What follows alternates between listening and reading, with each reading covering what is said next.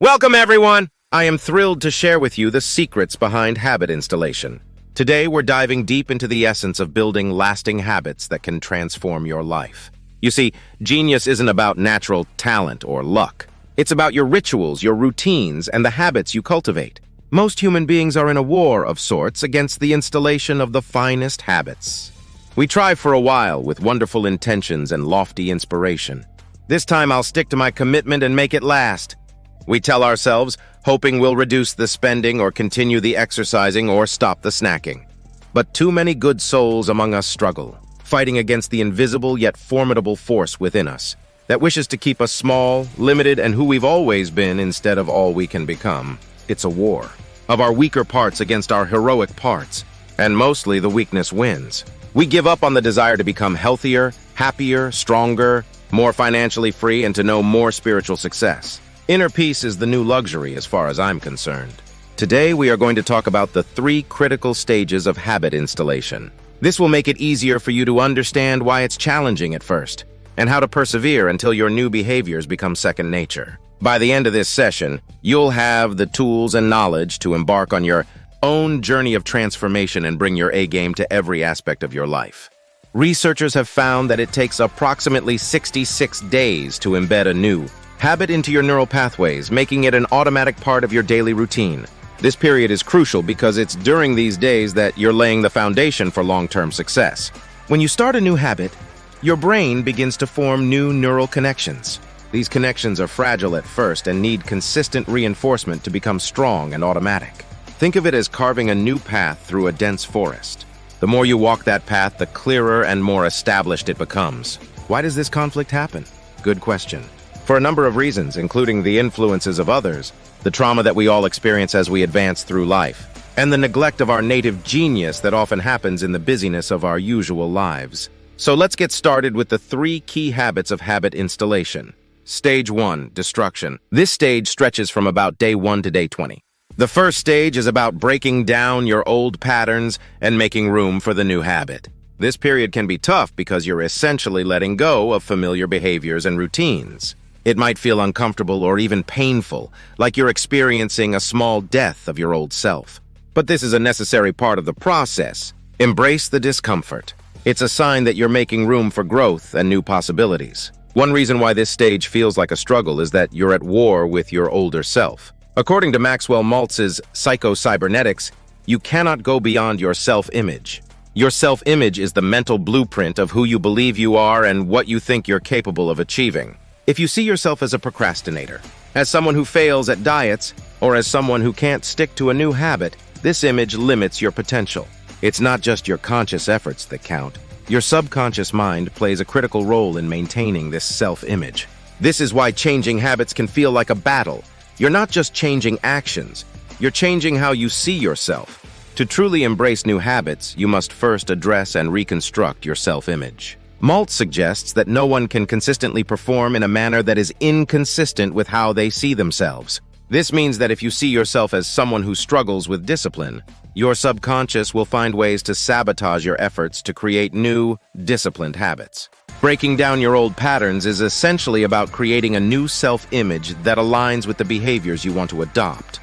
This process can be uncomfortable because it involves letting go of the familiar and stepping into an unknown identity. It's like a snake shedding its skin. It's necessary for growth, but it doesn't happen without some struggle. Maltz also introduces the concept of the snapping effect. This method suggests a rapid and intense shift in self-perception and behavior, much like a rubber band snapping back into place after being stretched. No matter how much you try to move towards your new self, you will quickly snap back to your old habits. This effect can be triggered by a significant emotional experience or a strong, decisive action that breaks through the resistance of your old self-image. It's a powerful way to catalyze change and reinforce new habits, especially when combined with visualization techniques that create a vivid picture of the desired outcome. During this stage, it's crucial to recognize that this resistance can manifest as excuses, procrastination, or even self-doubt. These are not just signs of weakness, but indicators of your old self-image trying to maintain its hold. Recognizing these obstacles as part of the process rather than reasons to give up is essential for overcoming them. A useful strategy during this stage is to enlist support. Sharing your goals with a mentor or joining a group of like-minded individuals can provide the encouragement you need. Growing within a group, a mastermind can serve your ascent well. This support network acts as a mirror to reflect back your new self-image, reinforcing the changes you are making. It helps you see yourself in a new light and supports you as you navigate the discomfort of transformation. By consciously working to shift your self-image and embracing the initial discomfort, you lay the foundation for new habits to take root and flourish. Remember, this stage is not just about what you do, but about who you become. Embrace it with patience and persistence, knowing that every step you take is bringing you closer to the best version of yourself. For more information about destruction, I have put another video in the description down below. Stage 2, Confusion. The second stage is marked by confusion and chaos. This stage stretches from about day 21 to day 40. Your brain is in a state of flux as it adapts to the new habit. This can be a messy and frustrating period, but it's also where the magic happens. The old neural pathways are being dismantled and new ones are being formed. Accept the messiness. Just like renovating a house, there's a lot of noise and disruption. But it's all part of creating a stronger, more resilient foundation. During this phase, people often experience a whirlwind of emotions. You might feel overwhelmed, doubting whether this new habit is worth the effort. It's common to question your decision, asking yourself, why did I start this in the first place? Or, is this really going to make a difference?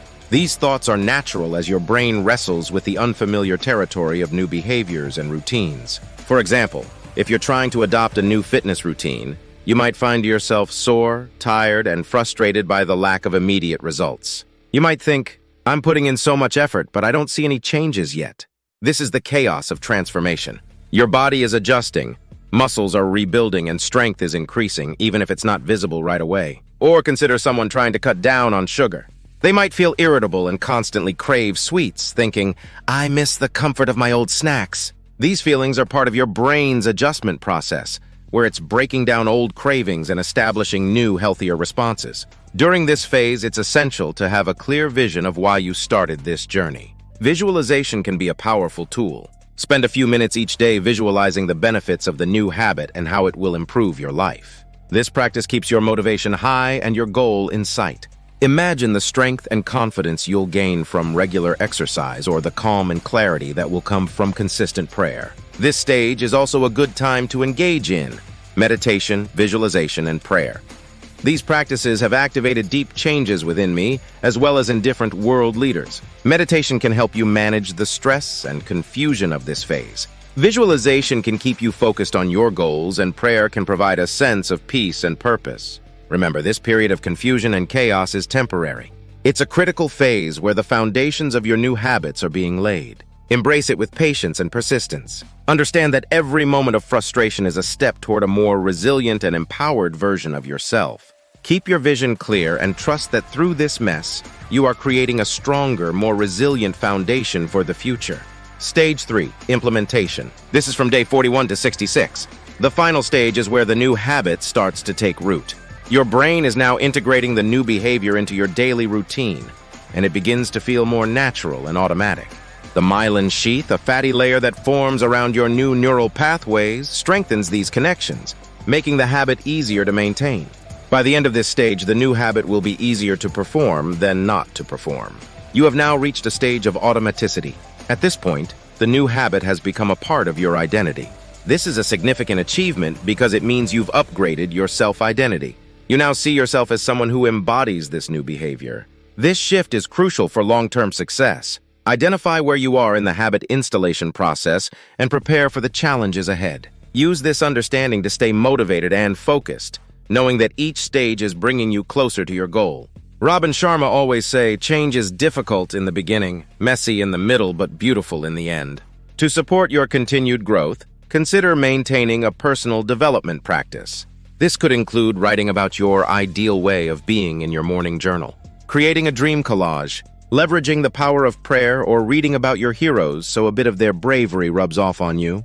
Essentially, you need to forge a better relationship with your finest self to access the power currently residing within you to make your great habits a part of your new life. Increasing this primary relationship increases every other relationship, from that with your family and friends to that with your work, money, community, and strangers. And this happens through a little personal development work every day. By integrating these practices into your life, you're not just installing a new habit, you're transforming yourself. You're becoming the person you've always wanted to be, someone who lives with purpose, discipline, and joy. If you found this video valuable, please share it with someone who could benefit from it. And don't forget to subscribe to our channel for more insights and strategies to help you live your best life. Remember, the more you know, the more you grow. See you in the next video.